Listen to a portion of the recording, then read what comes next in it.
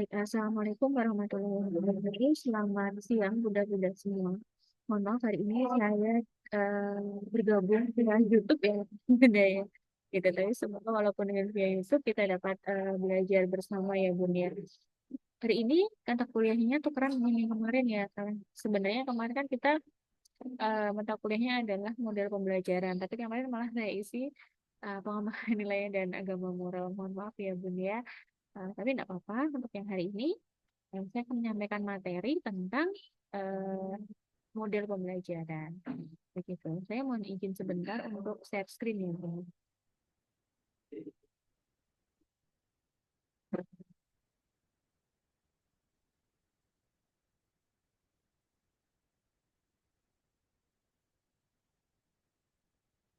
Oke. Minggu lalu kita sudah bahas tentang model pembelajaran apa ya, Bunda? Itu berarti kenapa ya? Ya, nanti Bunda bisa cek kembali.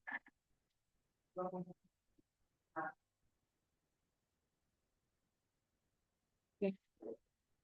Kalau hari ini kita akan bahas tentang model pembelajaran BCCP gitu ya. Sebenarnya kalau BCCP itu ngetrennya adalah waktu sekitar tahun 2000-an ya, 2010-an, 2011, 2012 gitu. Tapi sampai sekarang masih juga relevan gitu ya. Nah, model pembelajaran sentra atau kalau di luar negeri terkenalnya BCCT ya, Beyond Center and Circle Time gitu. Nah, ada hal yang perlu diluruskan gitu ya. Karena beberapa orang mungkin masih menganggap circle di sini adalah kegiatan melingkar, duduk melingkar. Lalu setelah itu anak-anak masuk ke dalam sentra. Sebenarnya bukan itu yang dimaksud dengan circle di sini. Tetapi circle di sini adalah lebih ke perputaran yang ada pada sentra. Jadi kalau sekolahnya Bunda pakai sentra, itu satu kelas satu sentra, Bun. Sentranya ada apa? Ada sentra balok, ada sentra bermain peran, ada sentra bahan alam, gitu ya. Ada sentra keagamaan dan lain sebagainya. Jumlah atau jenis sentranya berapa? Itu terserah masing-masing lembaga. Mampunya menyediakan berapa kelas, gitu. Jadi tidak ada istilah ini kelas TKA, ini kelas kupu-kupu, nggak ada. Adanya mungkin istilahnya kelompok. Ini kelompok lebah untuk usia 4 sampai 5 tahun. Ini kelompok kupu-kupu untuk 5 sampai 6 tahun, tapi tidak ditulis di ruangannya. Karena yang ada ruangannya adalah ruangan sentra. Kalau di situ ada 4 ruang kelas, maka ada 4 sentra di situ. Setiap hari nanti anak-anak akan berputar gitu ya di jadwal. Kalau hari Senin kelompok lebah itu sudah sentra balok, maka di hari Selasanya adalah sentra bahan alam. Hari Rabunya nanti ada sentra eh, bermain peran. Kemudian hari Kamisnya nanti ada sentra keagamaan dan lain-lain. Gitu ya, tergantung setiap sekolah buka berapa sentra. Dan biasanya memang guru sentra itu ada sendiri. Jadi guru kelompok itu ada sendiri atau guru kelas gitu ya. Lalu guru sentra itu ada sendiri-sendiri. Guru kelompok itu adalah guru yang mengikuti anak ketika dia berputar dari satu sentra ke yang lainnya. Tapi kalau guru sentra dia standby di sentra itu, gitu ya. Lalu siapa yang membuat rencana pembelajaran harian? Biasanya yang membuat adalah guru sentra itu, gitu ya. Tugas dari guru kelompok itu hanya mendampingi lalu melakukan ini ya, penilaian atau pengamatan terhadap perkembangan anak. Jadi memang ada kolaborasi antara guru sentra dan guru kelompok. Begitu ya, Bun ya.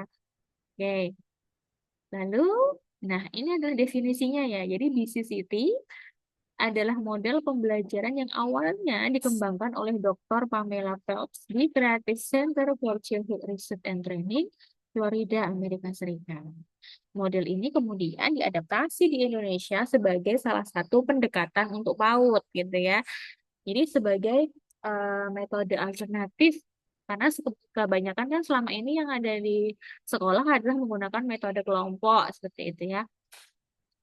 Nah, inti dari Band City adalah pembelajaran melalui bermain di sentra-sentra atau center gitu ya, yang dipandu oleh guru serta saat lingkaran sebagai waktu untuk diskusi. Nah, sebenarnya di sini ada kesalahpahaman gitu ya. Jadi circle itu bukan diwajibkan untuk membuat tadi ya duduk melingkar, anak-anak duduk melingkar berdiskusi itu bukan si itu.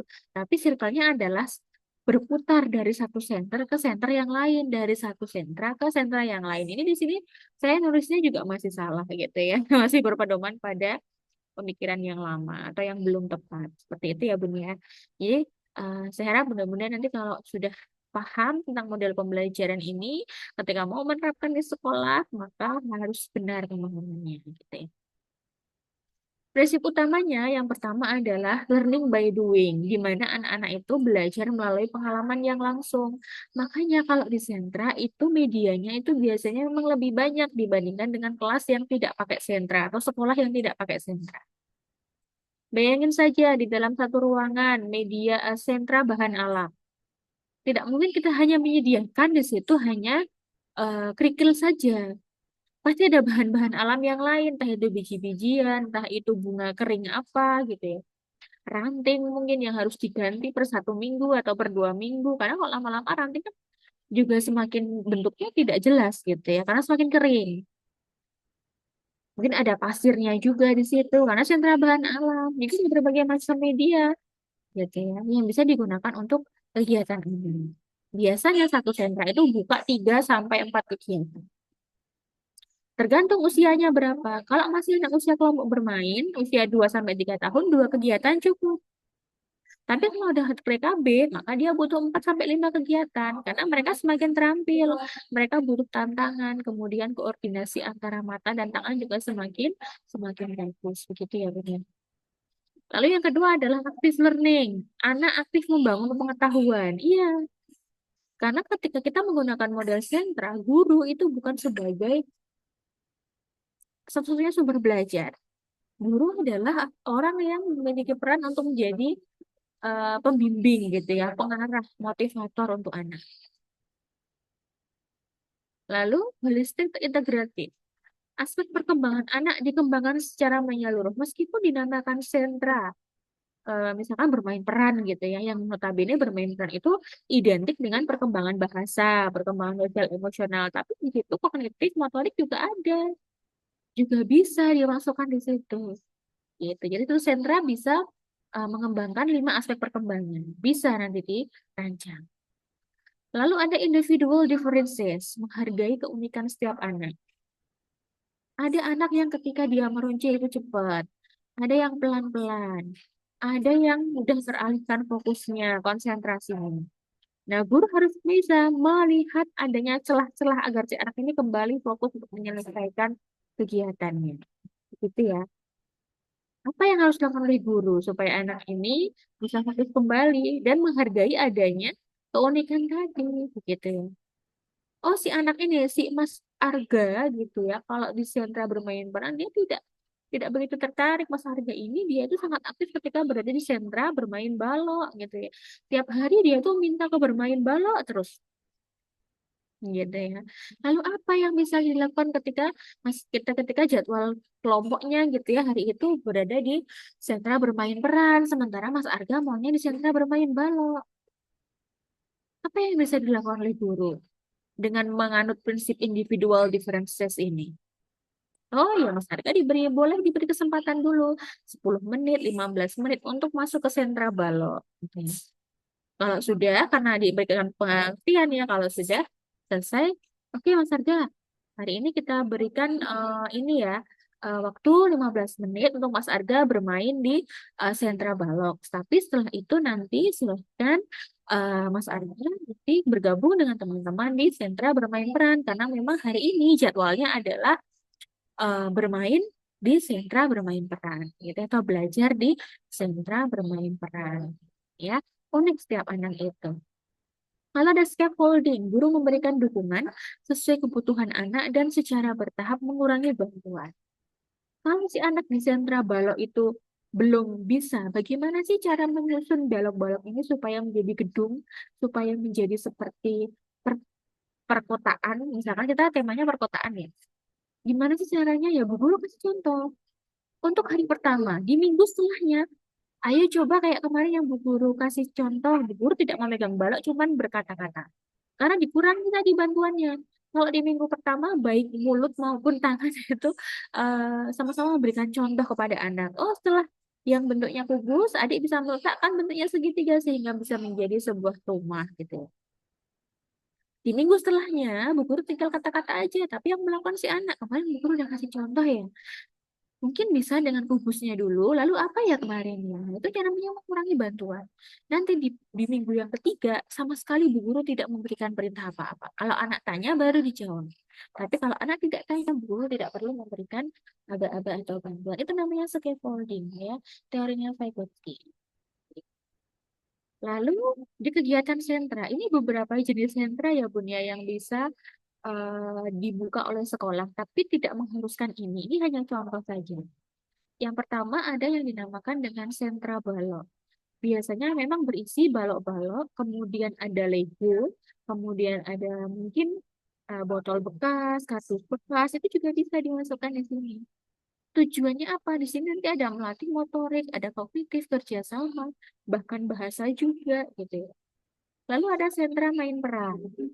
Nah, mungkin bisa disediakan kayak seperti boneka, kemudian patung-patung dari plastik itu yang mini, kemudian ada apa seragam gitu ya, seragamnya Pak Damkar, seragamnya polisi, perawat, ya kostum gitu. Lalu ada sentra seni, berisi alat seni seperti mungkin pakai stik es krim, kemudian ada lem, kemudian ada gunting, kemudian ada apa lagi yang di seni itu ya. Ya di situ bisa juga ya mungkin ada seni tari di situ gitu ya. Sediakanlah audio musik di situ, kaca besar di situ kalau ada gitu.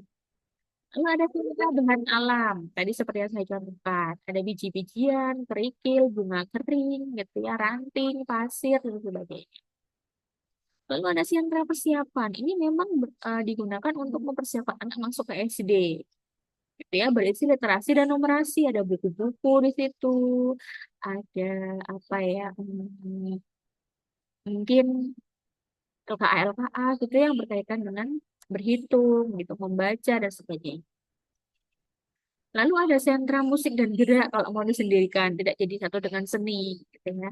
Boleh, silahkan. Jadi setiap sekolah itu boleh mengembangkan sentra-sentra yang sesuai dengan karakteristik lembaga masing-masing. Jadi tidak ada yang pakem ya, Bun ya. Oke, tahap bermain dalam sentra selanjutnya. Yang pertama adalah orientasi atau awal. Jadi awalnya adalah seperti pada umumnya, guru memberikan arahan singkat begitu ya. Lalu setelah itu ada persepsi kita hari ini mau belajar tema apa. Lalu apa? Mungkin ada tepuknya, mungkin ada lagunya gitu ya. Mungkin ada media yang ingin Bunda tunjuk, ada yang ingin Bu Guru tunjukkan gitu ya. Sebelum masuk ke kegiatan inti. Baru nanti di kegiatan eksplorasi anak bebas bereksperimen gitu ya. Hari ini di Sentra Balo, Bu Guru buka 3 kegiatan. Silahkan anak-anak bermain di masing-masing kegiatan itu. Bagaimana kalau anak hanya mau mengerjakan 2 kegiatan? Ya tidak apa-apa juga. Gitu. Tidak ada paksaan anak harus mengerjakan 3 kegiatan. Kita menyediakan 3, tapi anak cuma mau satu gimana? Ya nggak apa-apa. Yang penting sudah diarahkan. Masih ada loh kegiatan lain yang menarik. Kamu belum coba kegiatan di pos 2. Misalnya. Tapi kalau anak memang benar-benar nggak mau, ya sudah. Tidak perlu dipaksa. Lalu ada refleksi, gitu ya. Pasti ada. Jadi penutupan itu juga kan dilakukan di sentra itu. Gitu. Anak berbagi pengalaman selama seharian ini, apa yang dilakukan, apa yang dipelajari, begitu ya. Lalu apakah hari ini ada yang merasa senang, ada yang merasa sedih, gitu ya, ada masalah-masalah yang belum terselesaikan, misalnya. Dan guru juga menegaskan konsep apa yang dipelajari tadi antara bola bekel dan bola kasti berat yang mana ya anak-anak. Jadi ditegaskan kembali konsep-konsep yang kita pelajari selama kegiatan inti tadi ya. Lalu kelebihannya yang pertama adalah anak belajar secara mandiri dan aktif, gitu ya. Nah, sesuai dengan minatnya. Jadi tidak ada paksaan di situ, benar-benar naluri anak. Oh, ketika anak itu belajar sesuai dengan minatnya, maka apa yang dia pelajari itu lebih nyantel di otak mereka, di diri mereka dibandingkan dengan adanya paksaan, adanya tuntutan. Karena kita pun sebagai orang dewasa, kalau kita belajar hal yang kita suka, gitu ya. Misalkan saya suka belajar memakai jilbab yang model terbaru, misalkan gitu. Karena saya suka, saya gampang mengingatnya. Tapi ketika saya diminta untuk belajar tentang menggambar denah gitu ya, yang saya nggak suka gitu, ya pasti akan sulit gitu. Sama dengan anak-anak. Lalu yang kedua adalah memberikan pengalaman belajar nyata melalui eksplorasi, terutama di area-area sentra tadi. Karena anak diberikan kebebasan untuk berkegiatan. Ya. Tapi kekurangannya ada. Apa kekurangannya? Membutuhkan sarana, prasarana, dan media yang cukup beragam. Gitu ya, karena tadi butuh beberapa kelas gitu ya untuk dijadikan sentra. Dan satu sentra juga butuh banyak media karena setiap harinya akan dibuka berapa kegiatan. Lalu rasio guru dan anak itu harus ideal. Tadi ya, makanya ada guru sentra sendiri, ada guru kelompok sendiri. Lalu membutuhkan waktu persiapan yang panjang dari guru ketika ingin membuka sentra di awal. Gitu ya, untuk membiasakan anak-anak, untuk memberikan pemahaman pada mereka bahwa setiap hari kelasnya akan berpindah. Gitu ya, Bun ya. Lalu terkadang implementasi tidak merata, terutama di lembaga PAUD dengan keterbatasan sumber daya ataupun sarana prasarana. Gitu ya. Karena tidak setiap sekolah itu kan punya situasi yang banyak ya. Terkadang hanya aja sekolah itu hanya punya 2 kelas, 3 kelas gitu ya. Itu belum termasuk tidak punya ruang guru sendiri gitu ya, sehingga sehari-hari guru di kelas. Oke, mungkin itu yang bisa saya sampaikan, Bunda-Bunda. Jika ada pertanyaan, mohon disampaikan lewat WA grup ya, Bunda. Gitu. Jadi, Bu, yang materi yang mana yang memang belum jelas, nanti kita diskusikan lewat grup WA. Begitu penyampaian dari saya. Terima kasih. Uh, Wassalamualaikum warahmatullahi wabarakatuh. Selamat sore, bunda-bunda semua. Sampai jumpa minggu depan ya.